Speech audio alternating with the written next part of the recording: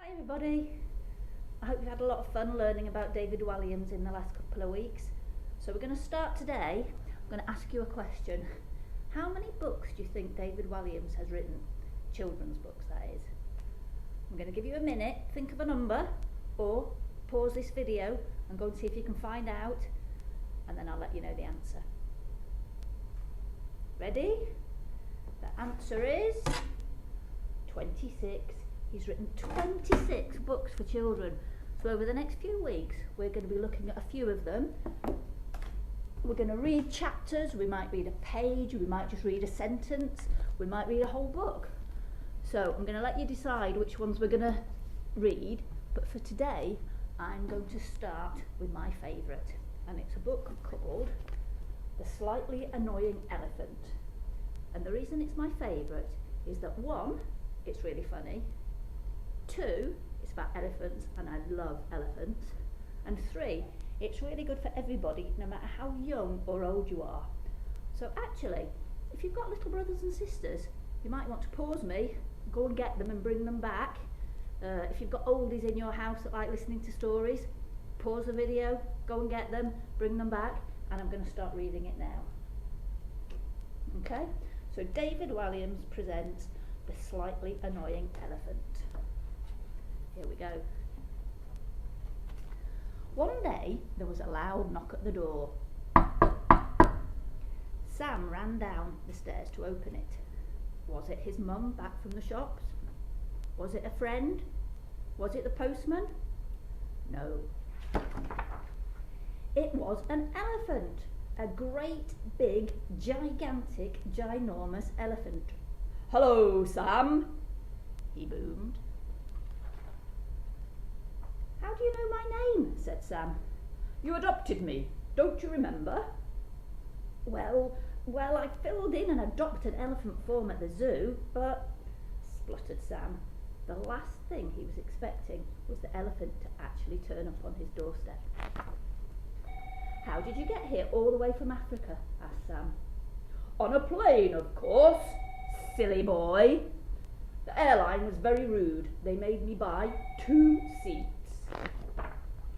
Now, if you will excuse me, I need to take a bath," announced the elephant. He pushed past Sam and made his way upstairs to the bathroom, knocking all the pictures off the walls as he went. And because the elephant was so big, all the water from the bath flooded the bathroom floor. What's more, he used all the soap and all the towels. Instead of hanging the towels up afterwards, he left them strewn across the floor. There he is in the bath. Glad that's not my house. "I am hungry," demanded the elephant. What do elephants eat?" asked Sam. "Food, silly boy." Sam ran into the kitchen and rummaged through all the fridge and all the cupboards. He poured all the food in the house into a massive pot and gave it a stir.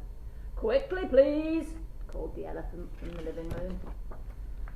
As fast as he could, Sam raced into the living room where the elephant was sitting on Dad's armchair. Without a word, the elephant dunked his trunk into the pot and slurped up all the food in one go. "Now I have had my starter. What's the main course?" he asked. A bit later, it was time for Sam's favourite TV show to come on. Elephant was snoring loudly. And there was a really boring show about antiques on the telly. So Sam prized the remote control out of the elephant's foot and changed the channels. All of a sudden, the elephant woke up. "I was watching that," he boomed. "You were asleep," protested Sam. "I was not. I love shows about antiques." "Oh, sorry," said Sam. "Do you collect antiques yourself?" "Of course not. I'm an elephant, silly boy." When the boring antique show had finally finished, the elephant declared, "I need to take some exercise." "Exercise?" asked Sam. "Yes, I need to lose a few pounds. Do you have a bicycle?" "Well, yes, but," spluttered Sam. "But what?" demanded the elephant. "Well, it's quite small, and you being an elephant, you might break it." "How dare you!" boomed the elephant.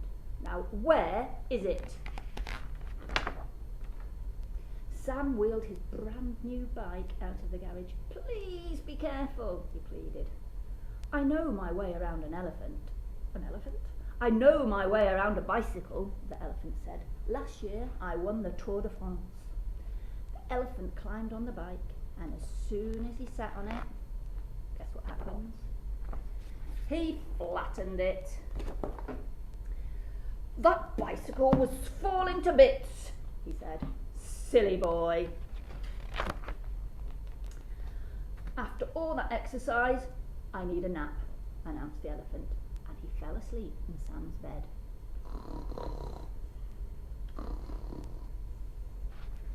Knock, knock, knock. It was the door again. Who could it be?